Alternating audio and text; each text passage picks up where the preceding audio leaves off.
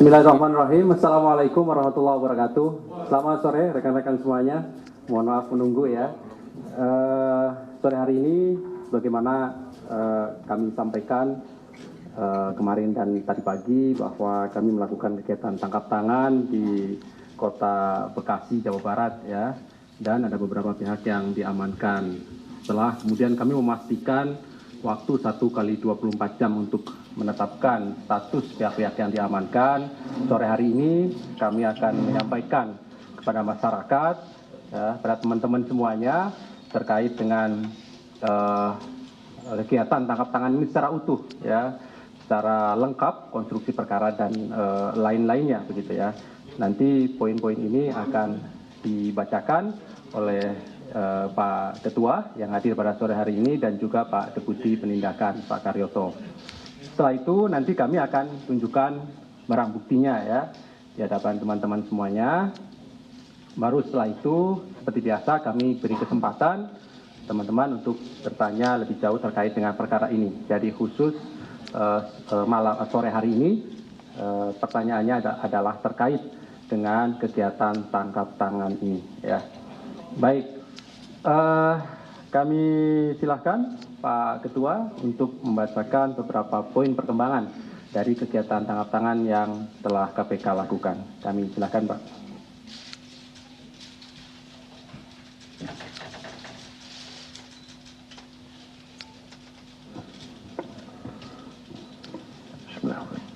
Assalamualaikum warahmatullahi wabarakatuh. Selamat sore, selamat malam. Salam sejahtera untuk kita sekalian. Om Swastiastu, Salam, Namo Buddhaya, Salam Kebajikan. Yang saya hormati rekan-rekan wartawan, jurnalistik, saudara-saudara, bapak-bapak, ibu-ibu sekalian, sebangsa dan setanah air dimanapun berada. Pada sore hari ini, tentu kita mengikuti berita dari kemarin, bahwa KPK untuk kesekian kalinya melakukan tangkap tangan terhadap para pelaku korupsi. Hal ini membuktikan bahwa korupsi masih ada. Dan ini menjadi keprihatinan kita semua. Tetapi KPK tidak akan pernah lelah, tidak akan pernah berhenti untuk memberantas korupsi sampai Indonesia betul-betul bebas dan bersih dari praktek-praktek dan bebas dari lilitan dan belitan perkara korupsi. Saya mohon maaf pada sore hari ini rekan-rekan harus menunggu dengan sabar karena perlu diketahui bahwa untuk mengungkap suatu peristiwa pidana termasuk tindak pidana korupsi tentu membutuhkan ketelitian, kecermatan, dan tentu juga kita harus memegang teguh azas-azas praduga tak bersalah, persamaan hak di muka hukum, dan juga tetap menjunjung tinggi tugas pokok KPK, kepentingan umum, kepastian hukum, keadilan, transparan, proporsionalitas, dan juga menjunjung tinggi hak asasi manusia.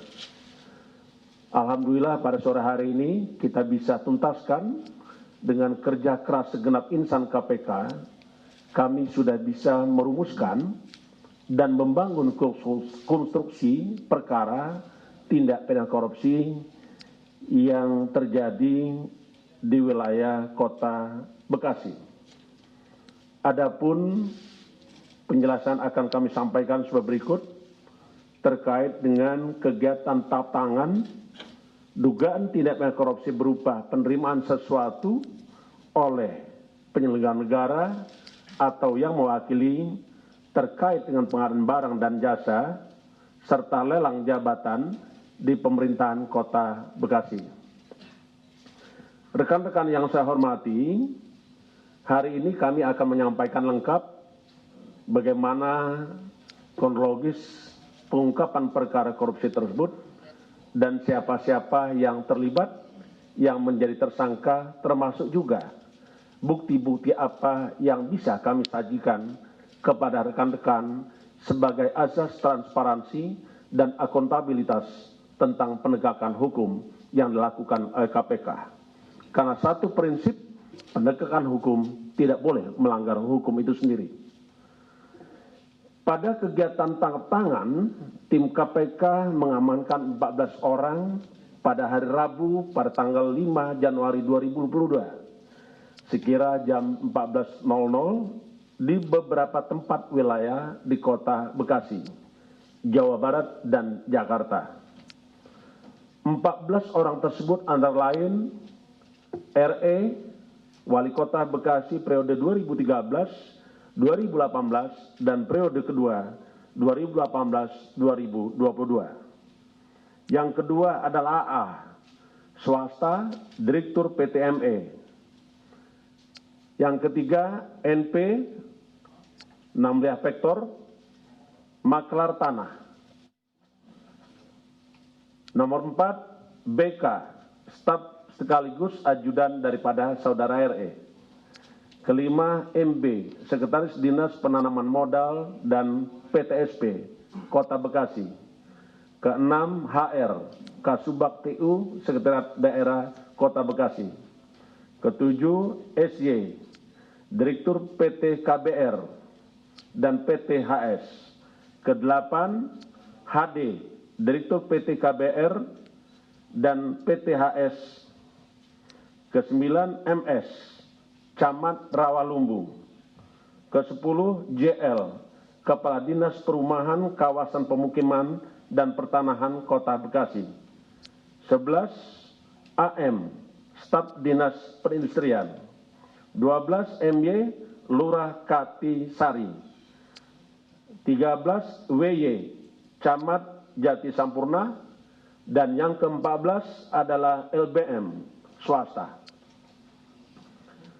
Perlu kami sampaikan juga bagaimana kronologis pengungkapan sehingga tertangkap tangan para pelaku korupsi bermula dari laporan masyarakat atas informasi tentang adanya dugaan penyerahan uang kepada penyelenggara negara. Selanjutnya KPK pada tanggal 5 Januari 2022 tim menggerak kepada 7 menuju lokasi di Kota Bekasi. Tim mendapatkan informasi jika uang akan diserahkan oleh MB selaku Sekretaris Dinas Penanaman Modal dan PTSP Kota Bekasi kepada Wali Kota Bekasi.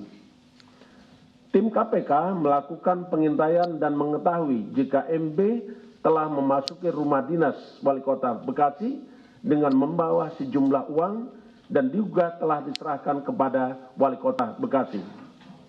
Selanjutnya sekira pukul 14.00 bergerak mengamankan saudara MB pada saat keluar dari rumah Wali Kota Bekasi.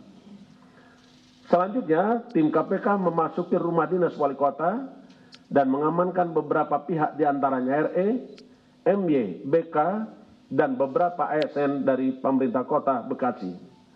Selain itu, tim KPK juga menemukan bukti uang dengan jumlah yang fantastik miliaran rupiah dalam bentuk pecahan rupiah.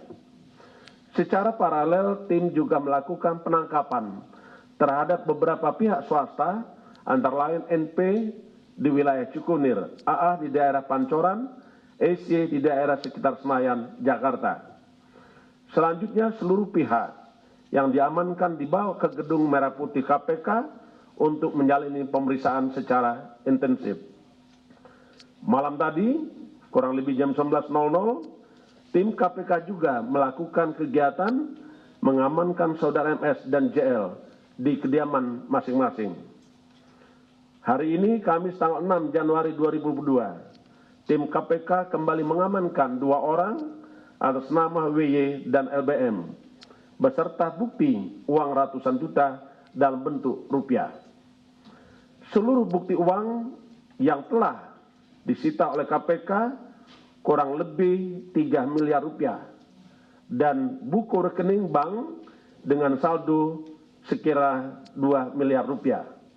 Perlu diketahui jumlah uang bukti kurang lebih 5,7 miliar dan sudah kita sita 3 miliar berupa uang tunai dan 2 miliar dalam buku tabungan.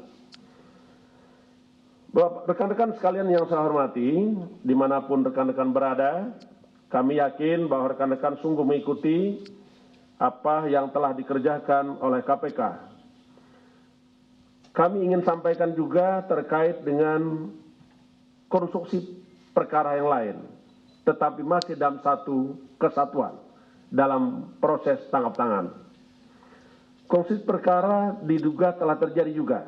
Pemerintah Kota Bekasi pada tahun 2021 menetapkan APBD perubahan tahun 2021 untuk belanja modal ganti rugi tanah dengan nilai total anggaran 286,5 miliar.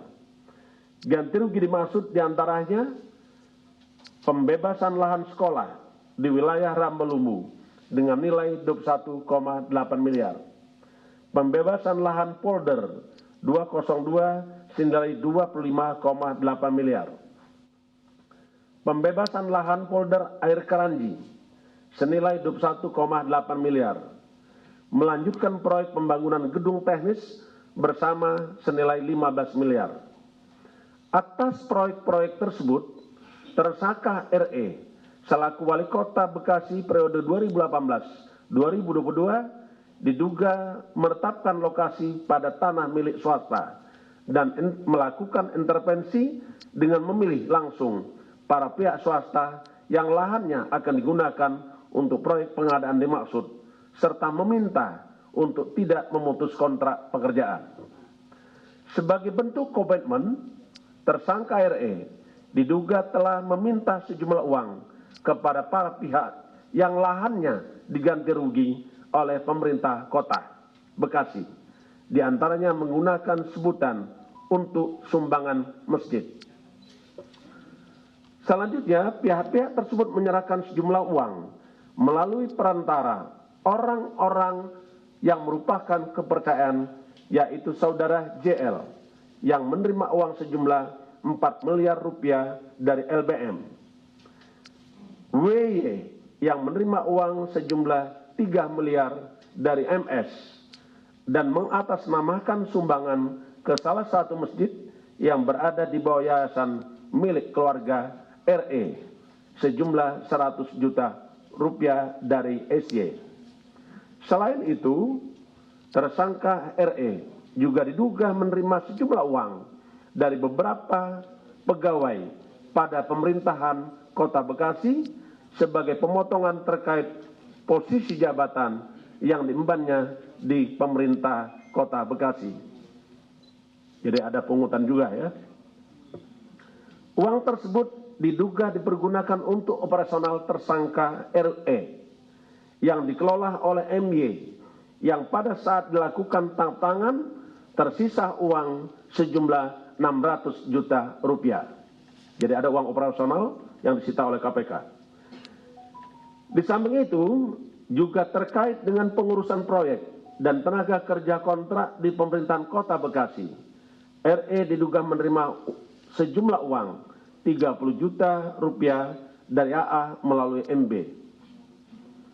Berdasarkan hasil pemeriksaan keterangan-keterangan para saksi dan bukti-bukti yang telah dikumpulkan oleh KPK, KPK berkesimpulan terdapat 9 orang tersangka dalam perkara tangkap tangan dugaan tindak pidana korupsi penerimaan hadiah yang dilakukan oleh penyelenggara negara. Para tersangka tersebut sebagai berikut. Sebagai pemberi ada 4 orang. Pertama AA, kedua LBM, yang ketiga SY, yang keempat MS.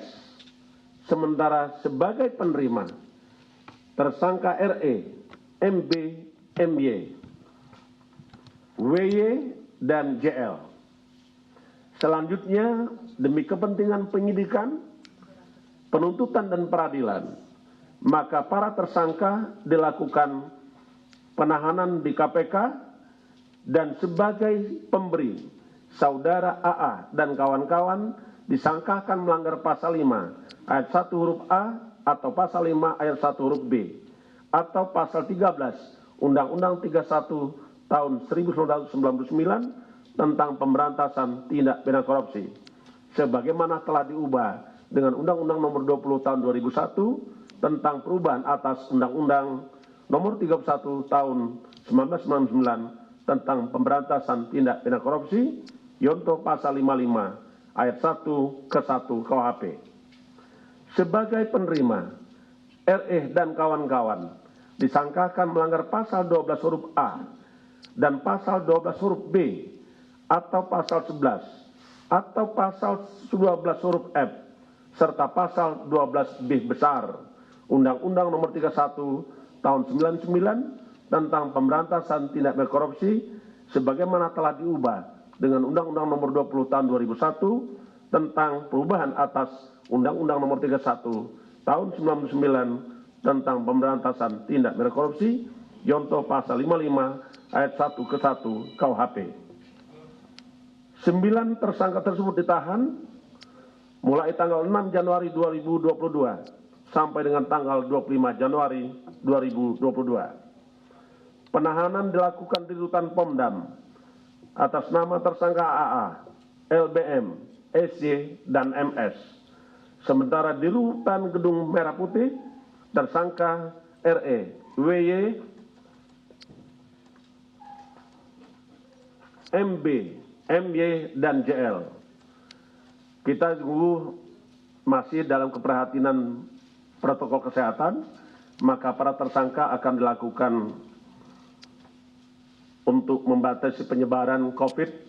Tentu kita akan lakukan isolasi di rutan masing-masing. Rekan-rekan sekalian yang saya hormati, tantangan yang dilakukan pada awal tahun 2022 ini menjadikan bukti bahwa KPK tidak pernah berhenti untuk memberantas korupsi. KPK tetap berkomitmen dan tidak pernah lelah berkarya untuk bangsa. Dan juga ini ada pelajaran bagi kita semua yang membuktikan bahwa korupsi masih ada. Saya berharap, kita semua berharap, seluruh anak bangsa berharap untuk para penyelenggara negara tidak memanfaatkan jabatannya untuk memperkaya dirinya untuk melakukan praktek-praktek korupsi. Dan pegang teguh sebagai amanat rakyat untuk berbakti kepada negeri, mengabdi untuk Ibu Pertiwi. Jauhkan perilaku-perilaku korupsi dari diri kita masing-masing. Rekan-rekan yang saya hormati, demikian yang ingin kami sampaikan. Kita baru saja memperingati Hari Anti Korupsi Sedunia. KPK mengambil tema Satu Padu Membangun Budaya Anti Korupsi.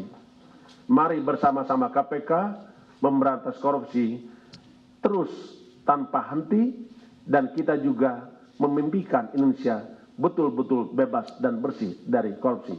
Terima kasih. Saya akhiri. Wassalamualaikum warahmatullahi wabarakatuh.